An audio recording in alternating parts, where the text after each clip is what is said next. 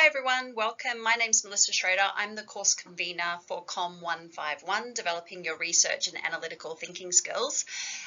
This morning we're going to look at A2, so it's your first written piece. You finish your quizzes and now you're moving on to the written assessment. And this is a critical analysis and it has some very specific requirements, so I'm going to take you through each of those. Firstly, I'd like to acknowledge the traditional custodians on the land in which we're meeting and pay respect to all elders past, present, and I extend that respect to all Aboriginal and Torres Strait Islander people. So this is a quick snapshot of all of the assessment that you have for COM151. So you have your 4 short online quizzes and they were due on Monday of week 6 at 9 a.m. There is no extension on those quizzes. If you haven't done them, you will still need to do them because you have to complete all assessment in COM151 to pass, but you do not need to pass each assessment item. So that's a really important thing to keep in mind. But today we're looking at the second item on here, number 2, the critical analysis. And it's due Monday of week 9 at 9 a.m. So think Friday of week 8. We always make it the Monday just to give you that little bit of extra time, but think the Friday before, set that as your deadline and work towards that. Now this one is worth 35% of your overall mark and it will be marked out of 35. Okay, so for A2 critical analysis, it's a 1,500 word critical analysis that's you're required to follow a certain structure. So I'm going to take you through that structure on the next slide, but please make sure that you've covered up week 7, week 8 in our tutorials so that you understand that. Then go into our readings and you will see that there are topics in the readings. So for this course, we're really looking at the processes involved in good academic reading, good academic writing, good academic thinking. So we're much more interested in process than content, but we need to show that through content. So for that reason, we've given you a number of different topics that you can choose from. So just choose something that you find interesting because you'll need to do quite a bit of research for A3, the next written task. For this one, you only need to find 2 additional articles. So you go to that topic list, you choose one article from one of the topics that you find interesting, read that article over and over again, then go to that article's reference list and locate independently, so you need to locate 2 articles from your chosen article's reference list. So you will have a total of 3 articles in your reference list for this assessment. The chosen article that we've supplied, okay, that's from the readings from the topic list there, and 2 additional articles from your chosen article's reference list. So just 3 references are required for this assessment. The assessment is 1,500 words, as I mentioned, okay, and you're going to be showing your skill in pulling out argument and showing how, showing that you understand the key arguments being made in the paper and showing that you understand how academic writers, how scholars use additional sources to support their own arguments. So that's really what we want to see. We want to see that you're showing all of that good learning from COM151. Okay, so these are the questions that you'll find in our course content. So make sure you've completed up to week 8 before you start this assessment. Make sure you really look carefully at week 7 and 8 because there's a lot about this A2 critical analysis in there. And in that part of our course content, you will find these headings and these questions. So these are the headings you must use. Starts with title, then topic, context, structure, style, argument, evidence, evaluation, conclusion, and reference list. So those 10 headings are required for this assessment, and that is how you set out this assessment. Now we've got some really good questions in there that you should be asking of the text that you're going to be doing the critical analysis on, and you should be trying to answer as many of these questions as possible and answering them by referring back to the article and pulling parts out of the article, and also referring to the 2 additional texts that we've asked you to use as well. Okay, so I'm just going to take you through each of those parts of the previous slide, so each of the sections of your report. So the first one is just the title. So for the title, we want you just to give the full referencing details as per the AGPS Harvard Referencing Guide. So if you go onto our library website and search for AGPS Harvard, or if you just go into study and under study referencing will come up and select AGPS Harvard, you will see the guide there. Now that will take you through how to reference in text, and it will also show you how to write a reference list. Okay, so that reference list entry is your title for this paper of your chosen article. So we know under the topic list which article you've chosen to critique. Okay, the next heading is topic. So under topic, what we want you to do is just give a quick summary of the topic being discussed. So what is being discussed in the article. So make sure here you're paraphrasing. Remember that in academic writing, we're showing more learning when we paraphrase rather than quote. Quoting, it's very easy to repeat language without even understanding it, but it's very difficult to paraphrase language without really understanding, and summarizing is the same. We can't go from 400 words or 4,000 words down to 20 words without really understanding what the topic is being discussed. Now, this should be a rather short section of your paper because it's just a quick summary of the topic and the key points being discussed, but please write all of this in full academic format. So by that, I mean in paragraphs, academic paragraphs. No dot points, okay, for the key points. Actually discuss those key points in your paragraph. So full academic sentences, full academic paragraphs are required. Okay, so in the next section, context, under the context heading, we want you to give us the context around the article. So looking around the article, and you might do a little bit of research here. You don't need to include this in your reference list because it's something that I could just go and look up. It's accessible information. It's not necessarily going to be scholarly information. But who is this author? Get to know who the author is. Are they an academic at a certain university institution? Are they an expert in the field of sociology or whatever it might be? So just let us know who is this author. So you've looked into, you're really critically analysing the context of the paper as well. Okay, what disciplines and fields does the paper belong to, and why do you think so? So does this relate to the areas of psychology and business? Okay, and why does it relate to both? So give us a little bit of information, draw out from that paper why you believe that to be true. Where does the paper fit? So does it continue a discussion that's been going on for quite a while? And a number of authors have also covered this sort of information, or is it a new idea that this person's proposing? So give us an idea of where this paper fits in the body of research that's out there. So having a look at your chosen article, and the author should tell you that. They should show you where it fits in their literature review. And what are the connections between this paper and other paper? Are they contradicting previous research, or are they agreeing with and really consolidating an idea around some particular topic? So give us an idea of the connection between this paper and other papers. Remember again, full academic paragraphs are required here. Okay, the next heading is structure. So here you let us know that you understand what type of research this is. So remember, this assessment all relates to the content you've been learning in weeks 1 to 8. So go back through that content, make sure you understand the different types of research that's out there, and show us that you know what type of research this paper is. Okay, what type of paper is it? What is the format? Why do you believe it follows that particular format? Is it a discussion or a presentation of evidence? And what is the method of answering the question? So what sort of research was done? Is it secondary research as well, or was there some primary research done in a survey or something like that, some quantitative research or some qualitative research? Use the terms you've learned in the course to show that you understand research and you understand how research is written.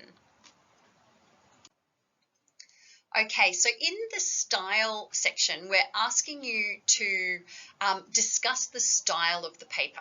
So what does the writer express himself clearly and concisely? Why do you think so and why not? So give some examples from that chosen paper, okay? Pull out some, maybe some terms, some example sentence, and really pull it apart and show us why you believe that it's clear and concise or why you might not think so.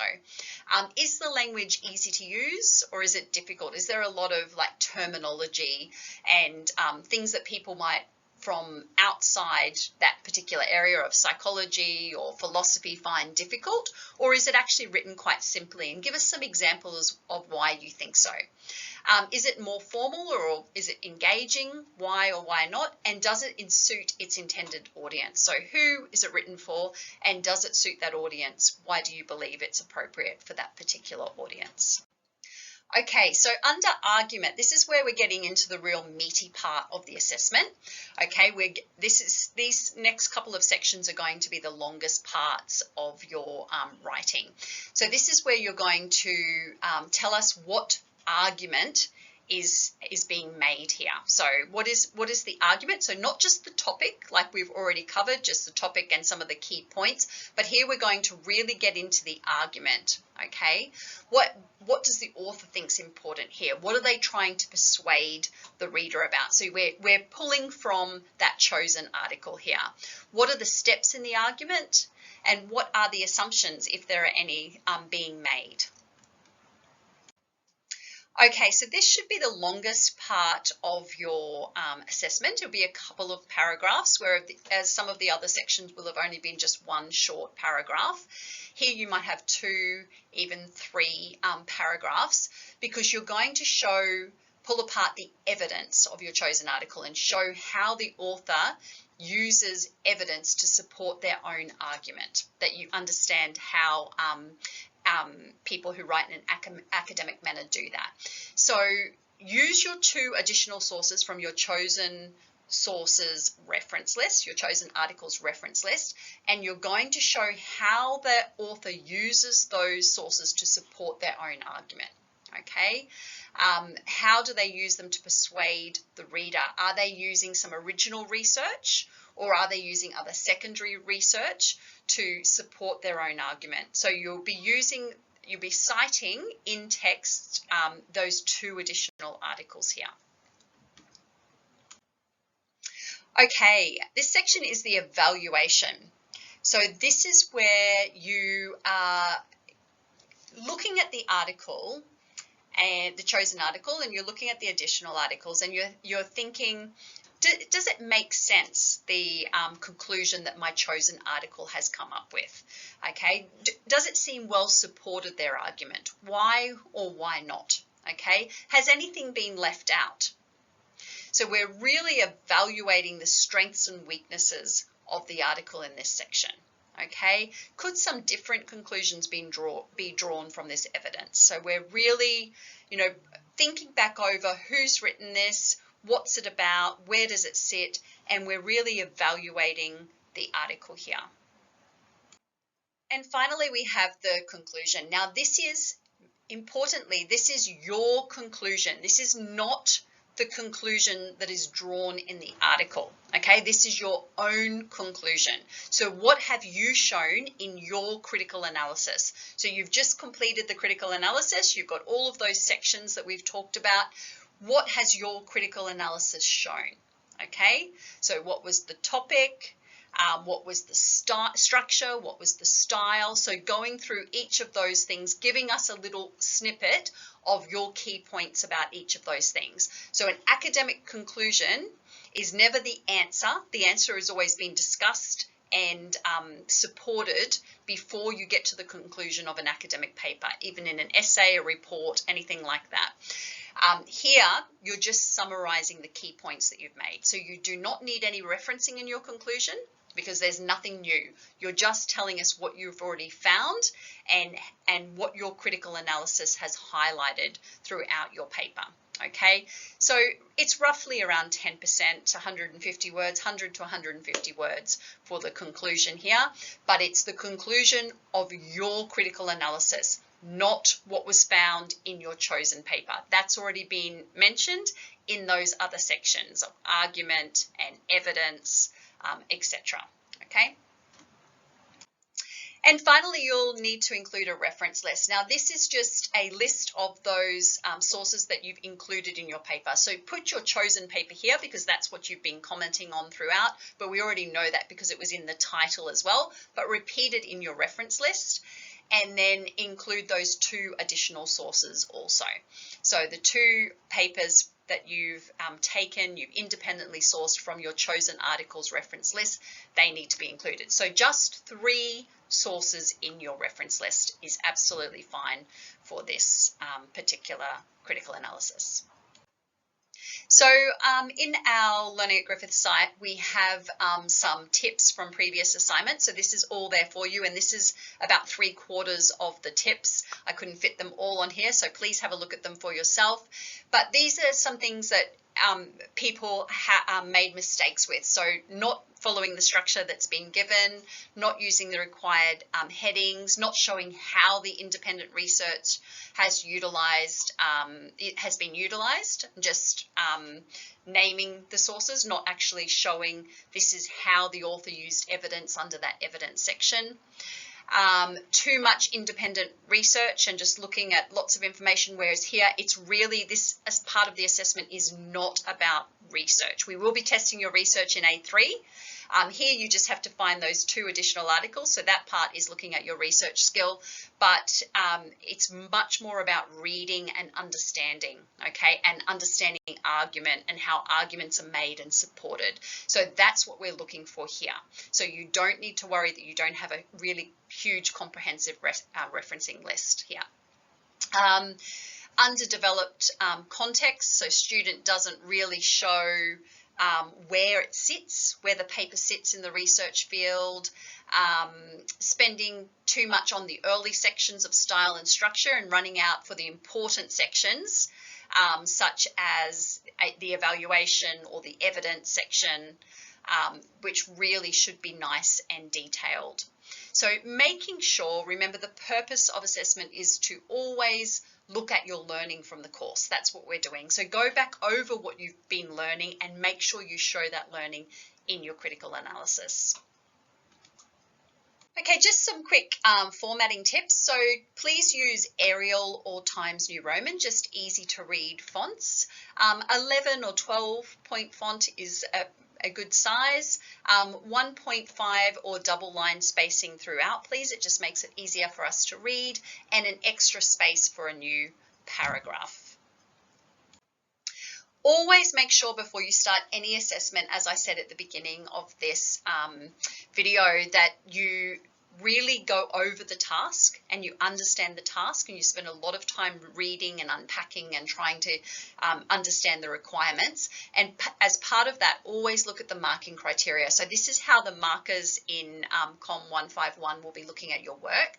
They'll be checking, have you included 2 sources, 2 additional sources? Have you chosen an article from the list, and have you included 2 additional sources from the chosen articles reference list? Okay, so some really nice easy marks there. In context, they'll be looking at, have you demonstrated discipline-specific knowledge? So are you showing that you're aware of the research field, the context? So have you looked outside the article? Where does this article sit? In analysis, they'll be looking at, have you been able to identify key ideas and arguments, and can you support that by referring back to the original text? Have you showed critical engagement with the text? So you're really evaluating the arguments there, evaluating the materials and the research. So this analysis section covers those sort of middle headings there.